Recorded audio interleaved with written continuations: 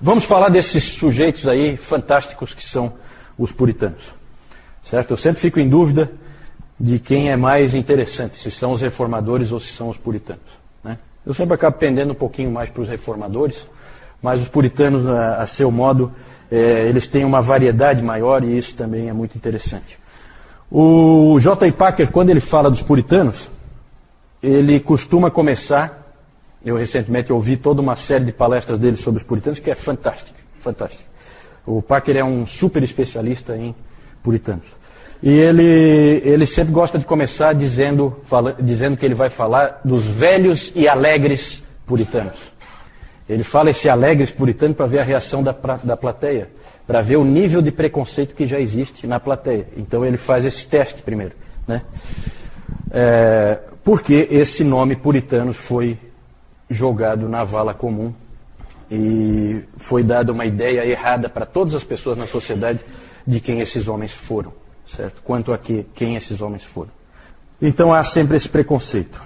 Na verdade é um preconceito similar ao que os crentes sofrem hoje, né? De que os crentes são pessoas sisudas, são pessoas infelizes. É muito comum haver esse tipo de preconceito. E com os puritanos não foi diferente e continua sendo assim. Né? Teve até um escritor que odiava os puritanos, escritor americano, que ele disse que o puritanismo é a preocupação de que alguém, em algum lugar, esteja feliz. Certo? Então, os puritanos, eles se preocupavam em que houvesse alguém feliz. Na verdade, isso aí é uma caricatura de inimigos do puritanismo. Certo? E é claro que eles são inimigos do puritanismo, porque o puritanismo sempre vai denunciar o erro e a imoralidade em que muitas vezes essas pessoas vivem. O C.S. Lewis, ele disse uma coisa importante sobre os puritanos, eu acho que é interessante, vindo dele.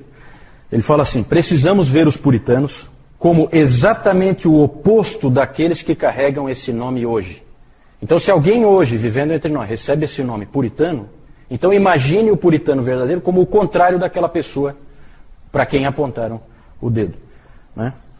Devem ser vistos como jovens, ardorosos, intelectuais progressistas, extremamente atualizados e modernos. É exatamente isso que eles eram. O próprio C.S. Lewis escreveu um livro, talvez alguns de vocês conheçam, Screwtape Letters, que no Brasil traduziram, tem vários títulos, tem Cartas do Coisa Ruim, Cartas do Inferno, né?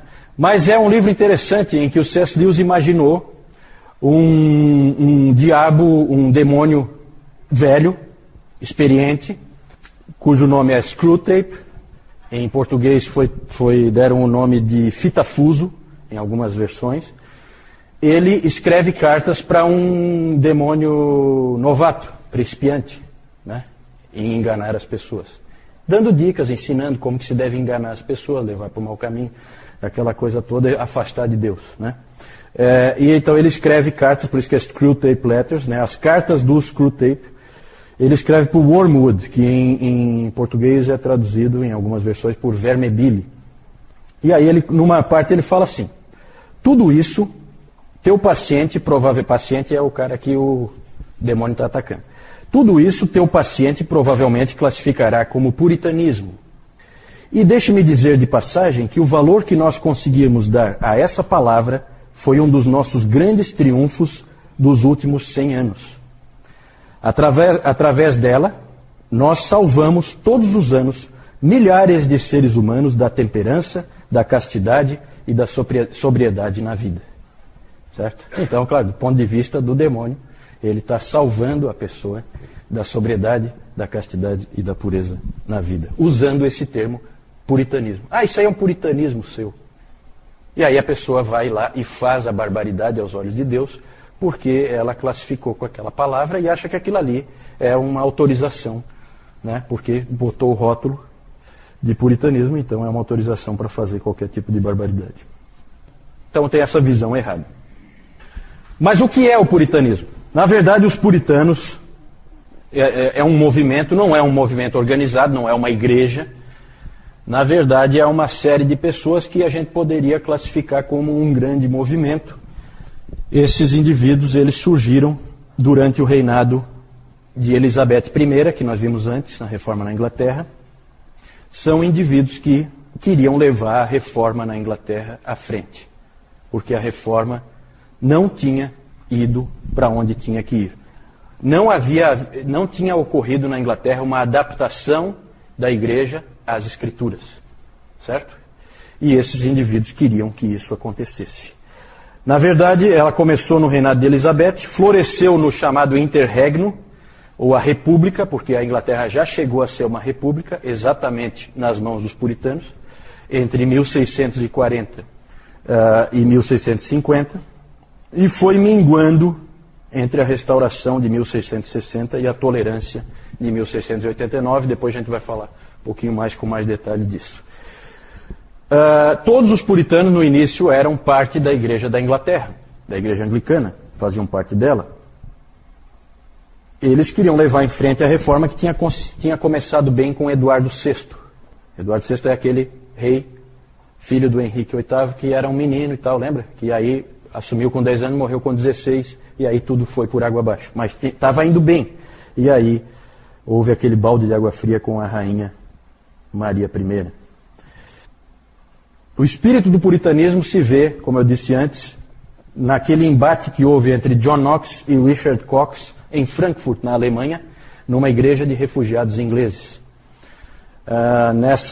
Ali houve uma discussão entre esses dois homens, em que o John Knox queria adaptar a igreja às escrituras, porque o Senhor Jesus Cristo é o Senhor da igreja, e o Richard Cox veio com aquele argumento bem típico do anglicanismo, que era o seguinte: não, nós queremos uma igreja como era a nossa igreja lá na Inglaterra. Então, o costume é o que é mais importante. Os rituais que nós fazíamos, nós queremos continuar fazendo. Nós não queremos abandonar nada porque as escrituras dizem para a gente fazer de outra maneira. Certo? Então, esse é o espírito tradicional do ser humano. Ele gosta de rituais, ele gosta de manter as coisas como estão, ele não gosta de adaptar as coisas às escrituras. O puritano quer sempre adaptar as coisas às escrituras. Esse nome puritano é um nome que os inimigos deram para os puritanos. É um nome jocoso, certo? Porque esse cara aqui, ele quer pureza em tudo, não pode nunca ter uma coisinha de fora, tudo tem que ser do jeito que a Bíblia diz e tal. Esse é o espírito puritano, tudo tem que ser como a Bíblia diz. Na verdade, não está distante do que nós vimos do Zwingli, o que nós vimos do Calvino, né? E a influência do Calvino sobre os puritanos é enorme. Uma grande conquista deles foi a criação da Bíblia de Genebra. Então é interessante, aí você já vê toda a ligação. Se a Bíblia dos puritanos é a Bíblia de Genebra, assim chamada, você vê que há uma ligação clara com Calvino. Certo? Na verdade, é uma tradução da Bíblia que foi feita por uma série de eruditos em Genebra, usando como base a tradução do William Tyndale. Só que o interessante dessa Bíblia são as anotações dela. As anotações que esses puritanos faziam. E essa era a Bíblia dos puritanos, certo? Hoje em dia existe nos Estados Unidos um movimento muito forte dentro das igrejas, que é chamado do movimento de King James Only, que é só usar a Bíblia King James. Qualquer outra Bíblia não pode ser usada, certo? Então tem muitas igrejas que não, é King James, King James, King James, e muita gente equivocadamente acha que essa foi a Bíblia dos puritanos. Na verdade, essa Bíblia era considerada uma inovação. A Bíblia dos puritanos é a Bíblia de Genebra. Essa é a Bíblia dos puritanos. A outra é uma Bíblia, a Bíblia King James, ou a versão autorizada, como os ingleses chamam, ela é uma inovação, é uma coisa nova. Ela surgiu em 1611 e ela leva o nome desse rei Tiago, né? James é Tiago, a Bíblia do rei Tiago, que esse cara aí é um grande inimigo do Evangelho, né? Fala isso? Interessante, interessante. Então você já vem aí, né? Confirma essa coisa assim. A Bíblia de Genebra é a verdadeira Bíblia que os puritanos usavam e que eles gostavam, né? A King James não é bem assim. As pessoas elas se confundem. Tem muita gente que acha que a King James era a Bíblia dos puritanos. Não é bem assim. Os puritanos tiveram uma grande decepção com a rainha Elizabeth, porque eles esperavam que, como ela era protestante, a reforma continuasse. Para eles, ela só varreu a sujeira para debaixo do tapete. Não fez nada de concreto, deixou aquela via média, entre catolicismo e protestantismo, sem levar para as escrituras, certo? Ficou aquela coisa muito mais de descolar de Roma do que de efetivamente seguir as escrituras, certo? Muito mais um protestantismo político do que um protestantismo de consciência. E aí depois, quando assumiu o Tiago I, James I, que era o rei da Escócia, na Escócia eu acho que ele era já o James VI, mas aí houve a unificação, certo? Que eu acho que a dona Carlota estava comentando antes, né? Porque aí houve a unificação, a dinastia Stuart, né? Começa ali com esse rei Tiago. Eles achavam que vindo um rei escocês do país do presbiterianismo, haveria agora, com certeza, a possibilidade de levar em frente a reforma. Ele inclusive foi recebido com uma euforia quando ele chegou para assumir o reinado. Que engano. O rei Tiago não era nenhum amigo dos protestantes, muito pelo contrário. Ele, na verdade, queria implantar um absolutismo em que ele mandava e ponto final. E ele dizia com muita clareza, ele era o rei, e rei gosta de bispos. Né? Por quê? Bispo eu nomeio, eu vou lá e eu ponho o meu chapa para ficar lá sendo o bispo. Certo? Isso é controle político. Para quem quer ser um senhor absoluto, é importante. Depois, com Carlos I, aí o desânimo foi total. Porque esse Carlos I, ele colocou algumas pessoas em algumas funções importantes, como por exemplo o arcebispo da Cantuária, que é a mais importante dentro da igreja da Inglaterra, depois do rei.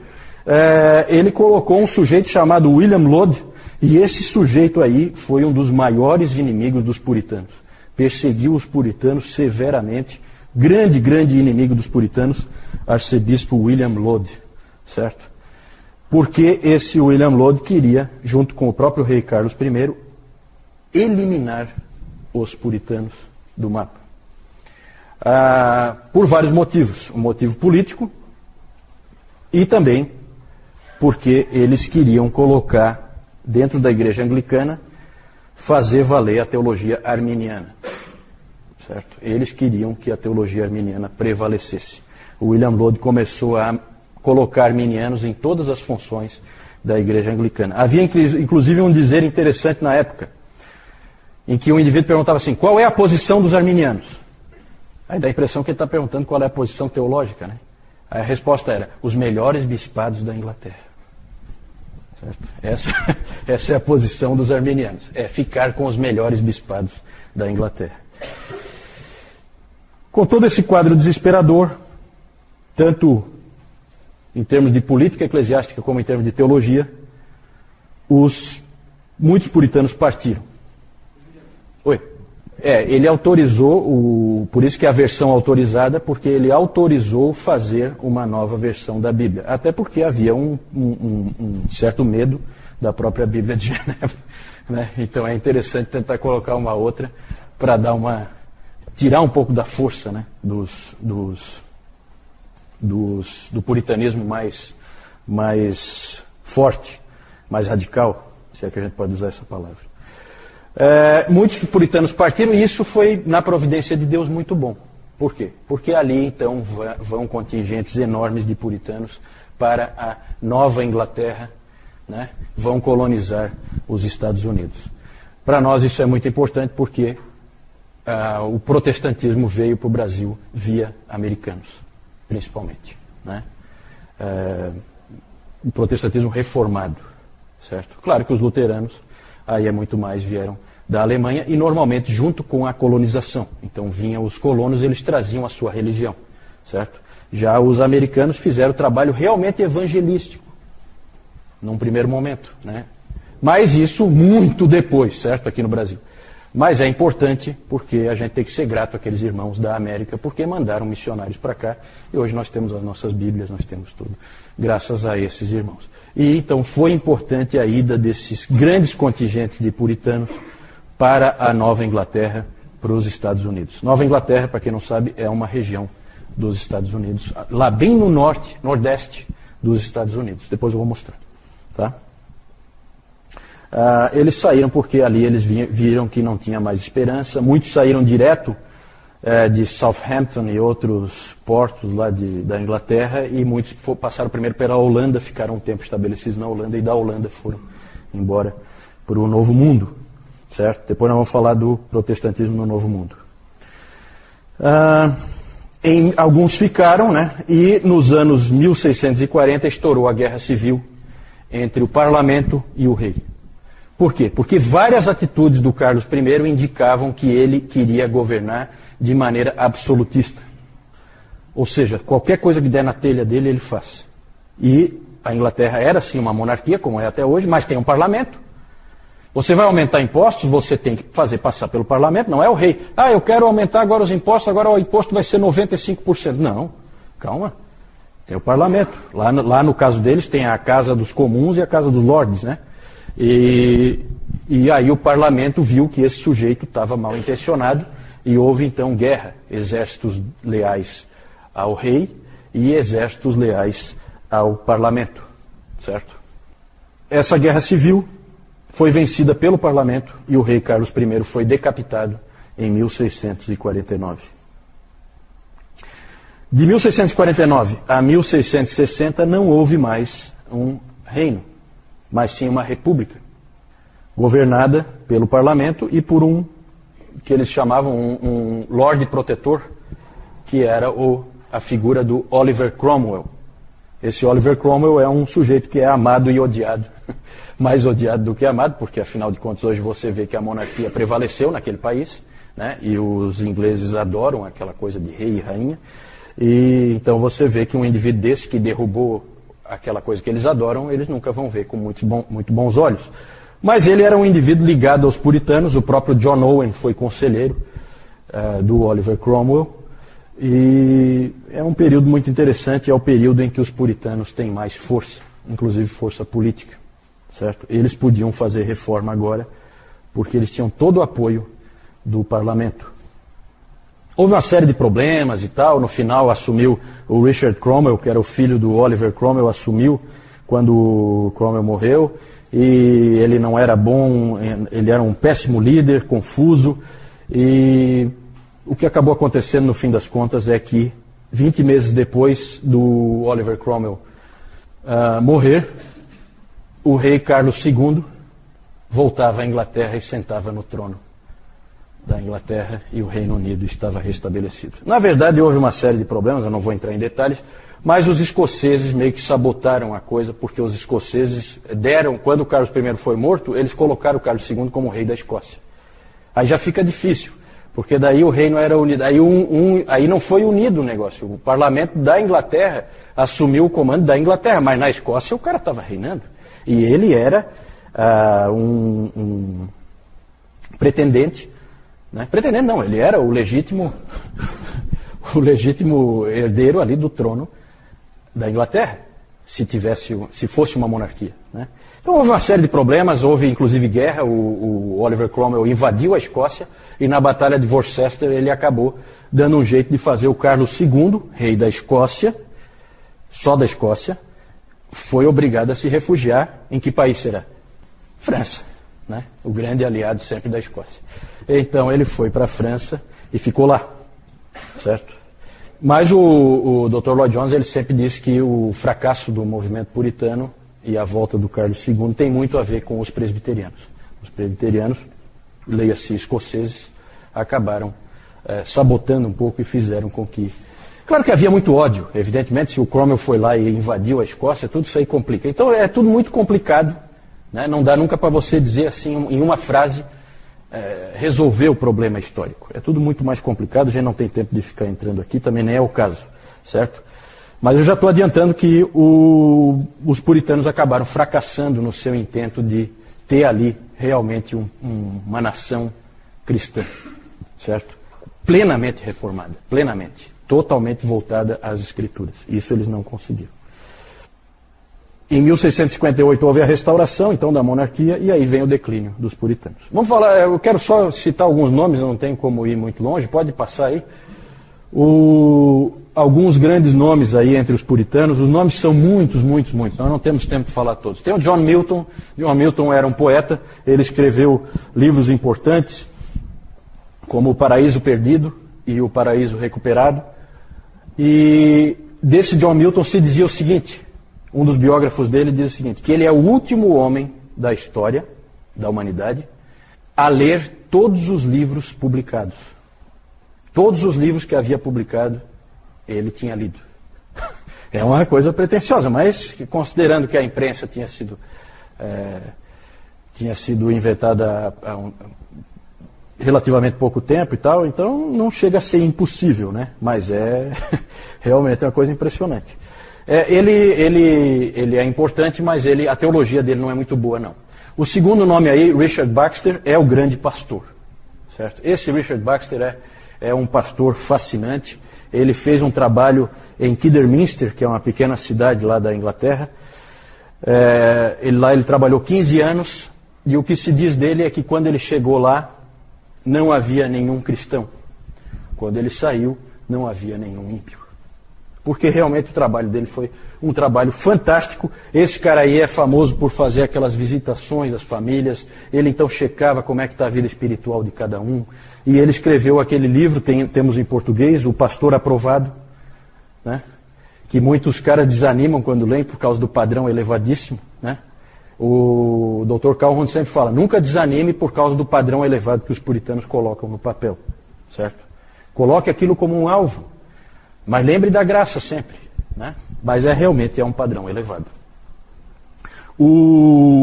Outros livros dele, ele tem livros fantásticos, esse Richard Baxter. Um Chamado ao Não Convertido, né? Aqui no Brasil tem traduzido Convite para Viver, que ele usa um texto ali, sensacional ali, ele coloca de uma maneira fantástica, um chamado realmente para aqueles que não são convertidos, para que venham ao Senhor. O Descanso Eterno dos Santos é outro livro dele, em que ele fala do porvir. E o livrão gigantesco dele, um baita de um livro, é o Diretório Cristão. O Diretório Cristão, em que tem, é um livro em que simplesmente você tem tudo que você puder imaginar ali em termos de consciência, em termos de ética cristã, você encontra nesse Diretório Cristão do Richard Baxter, sempre levado aos mínimos detalhes, como os puritanos sempre faziam. A pregação dele era sempre regida pelo lema, primeiro luz, depois calor. Então ele sempre achava que ele tinha que instruir para depois motivar.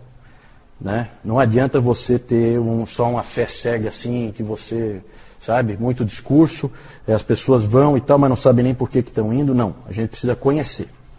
Eu tenho um livretinho dele em que ele fala assim, né, que é muito comum as pessoas dizerem, porque você pode conhecer e não ter vida cristã.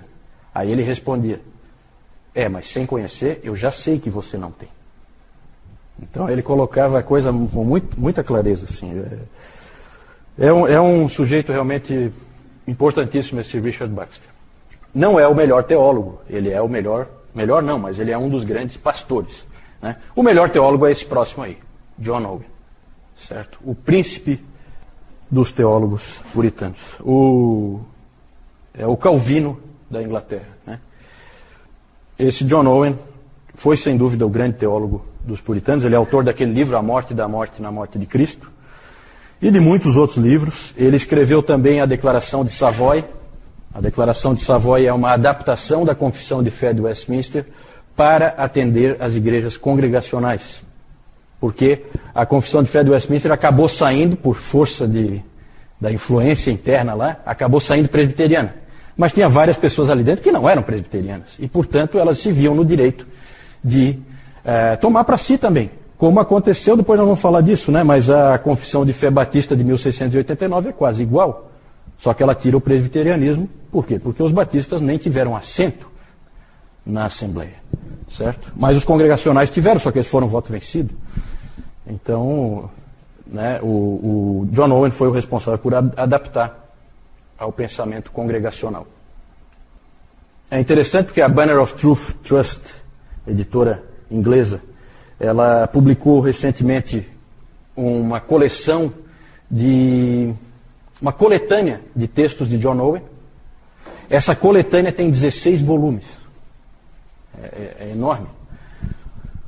Os escritos completos do John Owen são muito maiores, O Dr. Lloyd Jones, quando se casou em 1927, ele ganhou de alguns amigos de presente de casamento, de segunda mão, né, as obras completas de John Owen, é um baita de um monte de livros, né, e as obras completas do Richard Baxter também, certo? Para ele era um presentão, né? Para a mulher eu acho que ela não. Não. Aí que tu te enganas, a esposa dele é fantástica. E talvez o favorito de todo mundo é esse próximo aí, John Bunyan. John Bunyan é um cara fantástico, realmente um indivíduo único na história da igreja. Aprendam sobre esse sujeito aí, porque ele é único, especial. É o latoeiro de Bedford, né? Ele era um latoeiro, era a função dele, não era um ministro, mas era um pregador do evangelho fantástico, e ele é conhecido principalmente como o autor do livro O Peregrino. Que alguém já disse que é a Confissão de Fé de Westminster com pessoas. Né? Alguém já falou que o Peregrino é a Confissão de Fé de Westminster com pessoas nela. Aí tem muitos outros nomes que a gente poderia falar: John Flavel, Richard Sibbes, Thomas Goodwin, Thomas Watson, Stephen Charnock, Thomas Manton e muitos outros desses puritanos ingleses a gente poderia citar. Século XVII, quando você pensa em século XVII, pense em puritanos. Esses são os grandes homens de Deus daquele século. Pode passar? A pergunta é a seguinte: por que deu errado? Por quê? Bom, um dos motivos, eu já falei dessa história de trazerem de volta o rei, isso aí não ajudou nada. Trazer de volta o Carlos II foi uma péssima ideia. Até porque ele, quando chegou, ele proclamou o ato de uniformidade, certo? Porque aí vem a força, a mão pesada, certo? O ato de uniformidade que obrigava todas as igrejas a terem um culto igual, determinado pelo rei como que ia ser, certo? Então tinha que usar o livro de oração comum, é anglicanismo, obrigatório, em todas as igrejas. É o ato de uniformidade. Muitos puritanos, o que vocês podem imaginar desses caras? Conscientes como eles eram, o que eles fizeram? Bateram o pé. Contra a nossa consciência nós não vamos agir nunca. Nós não vamos levar um culto que não é de acordo com as Escrituras. Não importa quem mandou, se foi o rei, se não interessa, não quero saber. Nada mais, nada menos que cerca de 2 mil pastores puritanos simplesmente disseram não para o rei e foram expulsos então da sua função, do seu ganha-pão. Passaram momentos difíceis porque mantiveram-se firmes na palavra de Deus. É a chamada grande ejeção de 1662. 2 mil pastores deixaram seus púlpitos. E muitos foram perseguidos, como o nosso querido John Bunyan. Perseguido, preso, foi na prisão de Bedford que ele escreveu O Peregrino. John Bunyan, nós temos que ter um carinho especial por John Bunyan, porque, dentre outras coisas, além de ser essa pessoa fantástica que ele foi, grande pregador do Evangelho, ele era batista. É o batista famoso mais antigo que existe, é John Bunyan, certo? Tem outros nomes, evidentemente. A Igreja Batista não começou com ele, mas ele era um batista. Agora vejam como é o espírito de John Bunyan. E o próprio Lloyd Jones, aqui no livro, ele tem uma palestra em que ele fala sobre John Bunyan, e aí não é à toa que ele fala John Bunyan e a unidade da igreja, certo? Por causa do espírito desse homem. Você lê O Peregrino, você não sabe de que denominação é o autor. Você não faz a menor ideia. Você sabe que é um puritano, isso se percebe. Mas de que denominação ele é, você não percebe. Porque ele não era um indivíduo aferrado nessa pobreza denominacional, que o levou a dar errado, certo? Principalmente por causa da mentalidade de muitos grupos, a mentalidade do tipo tudo ou nada. O Lloyd Jones aborda isso várias vezes, em várias palestras dele ele fala sobre isso, o erro que foi. Várias vezes os puritanos deveriam ter cedido e não cederam. Deveriam ter cedido por causa do irmão, e não cederam em picuinha, em coisa, em detalhe, certo? Também. Eu vou falar já. Só para vocês terem uma ideia, que grupos que tinha ali, que eram chamados, né? Nós tínhamos os batistas, os presbiterianos, evidentemente, os niveladores, os cavadores, os bradantes, os da Quinta Monarquia, os Quakers já são um pouco mais, era um pentecostal da época, o Quaker, certo? Já são um pouquinho mais diferentes assim. Mas eram todos grupos de puritanos com ênfases diferentes e que acabaram, sabe, um não se entendia com o outro. Isso aí, essa divisão entre eles não ajudava, porque eles tinham essa mentalidade do tipo tudo ou nada. Os presbiterianos não conseguiam se entender com os independentes. Os independentes são batistas, congregacionais, né, aqueles que acreditam que cada congregação deve ser independente. E os presbiterianos não concordavam com isso, porque eles pegavam aquele modelo da Escócia. Então um não entendia o outro, um não aceitava o que o outro dizia, e aí levava a divisão entre eles, em vez deles poderem andar juntos. Isso foi um erro. O Dr. Lloyd Jones sempre lamenta isso bastante e diz que eles deveriam ter cedido por diversas vezes. Outro aspecto que eu coloquei ali, é a excessiva mistura entre religião e política. Os puritanos, eles sempre se envolveram com a sociedade. Eles são do tipo, eles vêm com aquela mesma ideia do Calvino, né? Lembra lá da classificação de Niebuhr, que nós vimos já há vários domingos atrás? A posição de Cristo e cultura, como é que fica? Eles são do tipo Cristo transformador da cultura. Então são indivíduos que se envolvem na cultura, que assumem posições dentro da sociedade, não se isolam, eles se misturam, eles são profissionais ali dentro, são funcionários públicos, às vezes em funções importantes, influentes, e então são indivíduos que não ficam à parte. Só que eles foram longe demais, né? Foram longe demais, exageraram na dose. Esse é um aspecto que foi ruim. O próprio John Owen disse que considerações e intrigas políticas minaram o movimento puritano.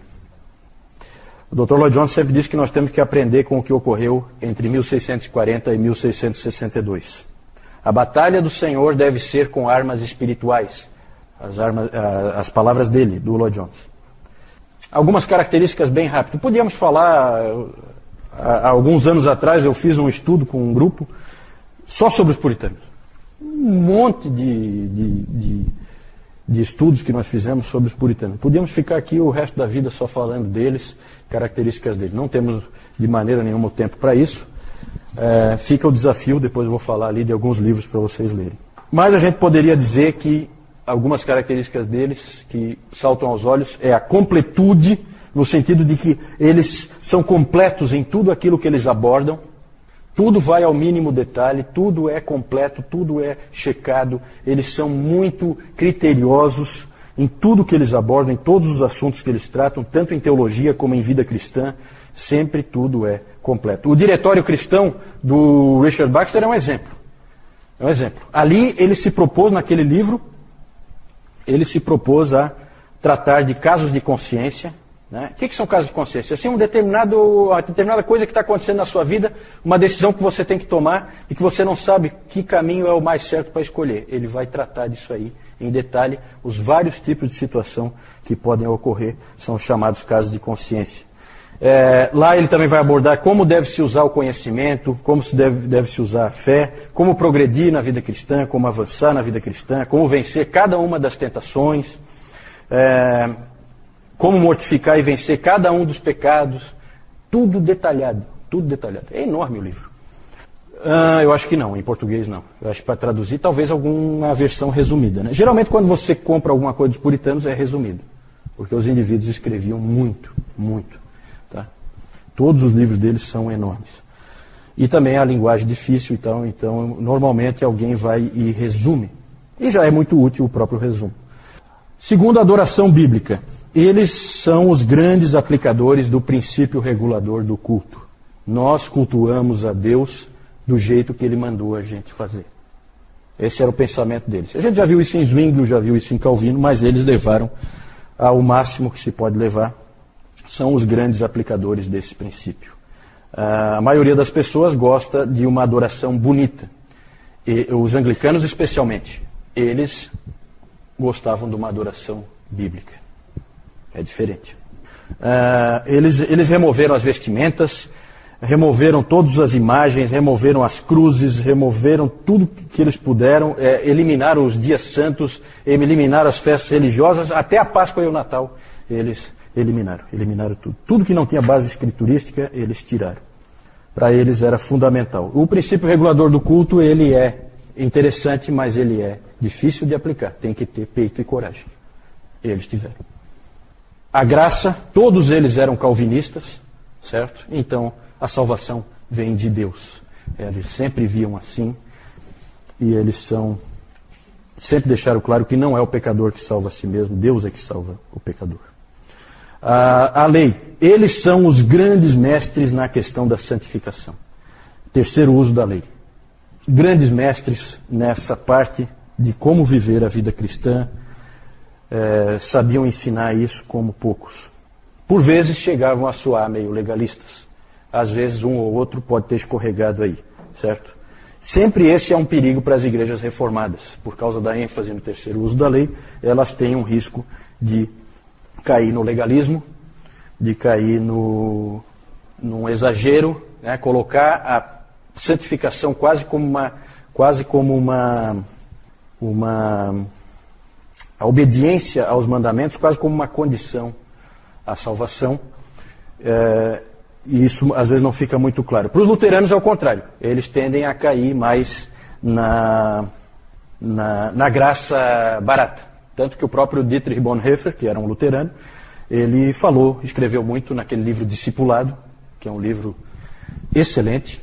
A teologia do Bonhoeffer pode não ser assim, é uma teologia muito correta, mas aquele livro é muito bom. E ele ali fala da graça barata. É um risco que eles correm. O Dr. Calhoun disse que os reformadores os reformados precisam dos luteranos e os luteranos precisam dos reformados. Para sempre lembrar, toma cuidado. Aqui é um lugar perigoso para você andar, né? Na verdade, se vocês quiserem aprofundar, saber mais, eu coloquei alguns capítulos. O título do capítulo é aquele ali mesmo, desse livro aí, Santos no Mundo. Você quer conhecer os puritanos, você leia esse livro primeiro, tá? Ali você vai ter um capítulo, está nessa ordem mesmo: trabalho, sexo e casamento, dinheiro, família, pregação, igreja e culto, Bíblia, educação, ação social. Eles têm a ensinar em todas essas áreas, porque são indivíduos que levam a vida inteira à luz das Escrituras. Então nós temos muito a aprender com eles. Esse aqui já é um livro um pouquinho mais avançado, que vai abordar a coisa num patamar um pouquinho mais difícil, mas não tão difícil. Ele é um livro médio, né? Um livro do J. I. Packer, Entre os Gigantes de Deus, certo? Fala só sobre os puritanos, sob o título Uma Visão Puritana da Vida Cristã. E aí, na verdade, aí não são os capítulos, são sessões, né? Perfil dos puritanos, os puritanos e a Bíblia, os puritanos e o Evangelho, os puritanos e o Espírito Santo, a vida cristã dos puritanos e os puritanos no ministério. Isso aí eu vou deixar para vocês aprofundarem. Eu acho que vale muito a pena. Pode passar? Não posso deixar de falar, nós não temos tempo, mas eu não posso deixar de falar da Assembleia de Westminster. A Assembleia de Westminster se reuniu naquela época em que havia disputa entre o rei e o parlamento. Rei Carlos I e o parlamento incomodado com a visão absolutista do Carlos I. O parlamento que convocou a Assembleia de Westminster. O parlamento convocou uma série de teólogos, eminentes teólogos, para elaborarem uma confissão de fé e outros aspectos também, um diretório de culto, catecismos. Quando a gente fala de Westminster, a gente não fala só da confissão. A confissão é o mais famoso, mas tem uns 5 ou 6 documentos que foram produzidos ali. Tinha ali 121 teólogos e mais 30 leigos. Esses 30 leigos são 10 representantes da Casa dos Lordes e 20 representantes da Casa dos Comuns, porque é do parlamento isso aí, tá? Então isso que é meio irônico, né? A confissão de fé de Westminster, ela tecnicamente, ela é da Igreja da Inglaterra, ela é da Igreja Anglicana. Né? A gente associa muito, e os presbiterianos gostam disso, associa muito ao presbiterianismo, porque a Escócia logo tomou aquilo ali para si como a sua confissão de fé. Mas tecnicamente foi feito pela Igreja Anglicana, foi feito pela Inglaterra esse trabalho, certo? Esses teólogos Havia uma variedade de tipos aí de teólogos. Havia episcopais, eles não participaram muito porque eles eram fiéis ao rei, mas havia presbiterianos, havia independentes, como o Thomas Goodwin, era um deles, o famoso Thomas Goodwin. Jeremiah Burroughs, também tem livros dele já traduzidos em português. E também foram chamados delegados escoceses. Um deles era o famoso Samuel Rutherford, participou também. Os escoceses foram convidados e vieram ajudar. O Richard Baxter descreveu assim a Assembleia. Os teólogos ali reunidos eram homens de eminente conhecimento, piedade, habilidade ministerial e fidelidade. E não sendo eu digno de ser um deles, porque o Baxter não foi convidado, não sendo eu digno de ser um deles, posso falar ainda mais abertamente a verdade que eu sei. Que tanto quanto sou capaz de julgar pela informação histórica disponível e por qualquer outra evidência, o mundo cristão desde os dias dos apóstolos nunca teve um sínodo de teólogos mais qualificados do que esse sínodo e o sínodo de Dort. O sínodo de Dort já tinha acontecido em 1618. Eu não tive tempo de falar, recomendo que vocês vão lá no site Bom Caminho e digite lá na procura, lá na busca, digite Dort, e aí vocês vão ter lá um artigo explicando tudo como foi o sínodo de Dort, certo? O sínodo de Dort tratou da questão arminianismo, calvinismo, certo? Várias confissões vieram dali. Os congregacionais, com a declaração de Savoy, já falei, em 1658, John Owen adaptou para uso dos congregacionais, e os batistas também fizeram uso, adaptando a Confissão de Fé de Westminster na Segunda Confissão Londrina de 1689. Por que Segunda Confissão Londrina? Porque houve uma primeira, que eu até tenho ela, que ela é de 1644, certo? Anterior até à Confissão de Fé de Westminster. A Confissão Batista é a primeira Confissão Batista de Londres, de 1644. Mas a Confissão de Fé de Westminster ela é tão bem montada, tão bem elaborada, que ela acabou se tornando mais importante, e os batistas acabaram tomando ela como a sua confissão, como base para a sua confissão, né? William Laud, grande inimigo dos puritanos, arcebispo da Cantuária, colocou arminiano na Igreja da Inglaterra até não poder mais. O Carlos I lá e o julgamento dele, lembrem-se que ele foi decapitado pelo parlamento. E aqui o Oliver Cromwell, que foi o Lorde Protetor durante a República. Richard Baxter, John Milton, John Owen, John Bunyan. Aqui uma figura do Bunyan na prisão em Bedford, sendo visitada pela filhinha dele, que era cega, né? Ele adorava essa filhinha dele. E ela visitando ele na prisão. Aí a Assembleia de Westminster, para vocês terem uma ideia, né? Se reuniram 1.163 vezes. Certo? Esses delegados da Assembleia de Westminster.